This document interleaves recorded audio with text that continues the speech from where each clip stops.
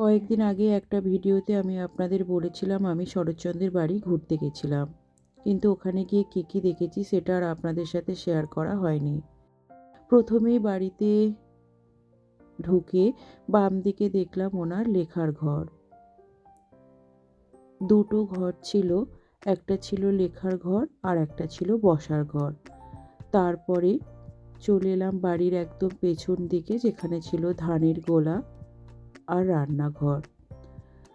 তারপরে আমরা সিঁড়ি দিয়ে উঠে উপরে চলে গেলাম। প্রথমে সিঁড়ি দিয়ে উঠেই দেখতে পাবেন ওনার স্ত্রী যেই রুমে থাকতেন সেই রুমটা, তার পাশেই ছিল ওনার রুম, মানে যেখানে উনি ঘুমোতেন। আর ওই জানলা থেকে দেখা যেত রূপনারায়ণ নদী।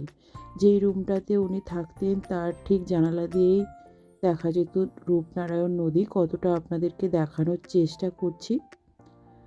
আর এটা হলো ওনার স্ত্রীর রুম, যেখানে ওনার স্ত্রী থাকতেন। তারপর আমরা চলে এলাম একদম বাড়ির